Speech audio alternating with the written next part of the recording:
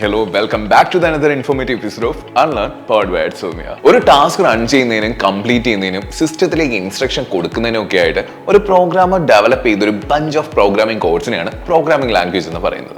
The set of instructions usually viewed as incomprehensible code structured following a definite programming language syntax.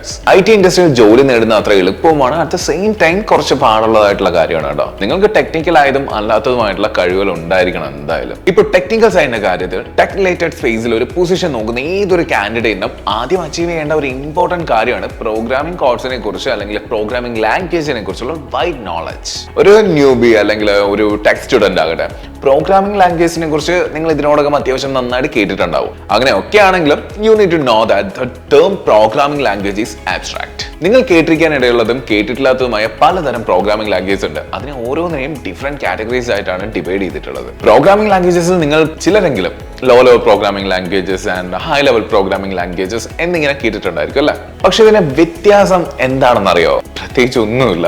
നമ്മൾ മനുഷ്യന്മാരാണ് അടിപൊളി എന്നൊക്കെയുള്ളൊരു thought അന്നും ഇന്ന് നമുക്കുണ്ടല്ലോ അല്ലേ? മനസ്സിലാക്കാൻ ചുമ്മാ പറഞ്ഞതാട്ടോ. ഹൈ ലെവൽ ലാംഗ്വേജ് എന്ന് വെച്ച് കഴിഞ്ഞാൽ ഹ്യൂമൻ ഫ്രണ്ട്ലിയും ലോ ലെവൽ ലാംഗ്വേജ് എന്ന് പറഞ്ഞു കഴിഞ്ഞാൽ മെഷീൻ ഫ്രണ്ട്ലിയും ആയിട്ടുള്ളതാണെന്നാണ് പറയുന്നത്. നമുക്ക് മനസ്സിലാക്കുന്നതിനും അതുപോലെ തന്നെ ഡീബഗിങ് ചെയ്യുന്നതിനുമായിട്ടുള്ള ഫ്ലെക്സിബിലിറ്റിയുടെ കാര്യത്തിൽ high level programming language is always wins because the code is easy to interpret and the programmer can easily fix errors in a code. എന്നിരുന്നാലും ലോ ലെവൽ പ്രോഗ്രാമിംഗ് ലാംഗ്വേജിന്റെ കോംപ്ലക്സിറ്റി കണക്കിലെടുക്കുമ്പോൾ it can be difficult to track down errors and their source. Low level programming ലാംഗ്വേജസിന്റെ memory is super excellent.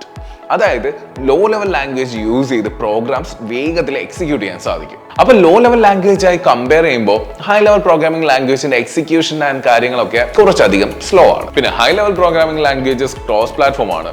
അതിനാൽ നിങ്ങൾക്ക് ഏത് പ്ലാറ്റ്ഫോമിലും code run ചെയ്യാനും execute ചെയ്യാനും സാധിക്കും. എന്നിരുന്നാലും ലോ ലെവൽ പ്രോഗ്രാമിംഗ് ലാംഗ്വേജ് മെഷീനുകളെ ഡിപ്പെൻഡ് ചെയ്തിരിക്കുന്നതാണ്. അതിനാൽ ഒരു പ്രത്യേക പ്ലാറ്റ്ഫോമിൽ മാത്രമേ കോഡ് നമുക്ക് വർക്ക് ചെയ്യിക്കാൻ കഴിയൂ. പ്രോഗ്രാമിംഗ് ലാംഗ്വേജ് എന്നത് മെഷീൻ കൊടുക്കുന്ന ഇൻസ്ട്രക്ഷന്റെ ഒരു ഗ്രൂപ്പാണ്.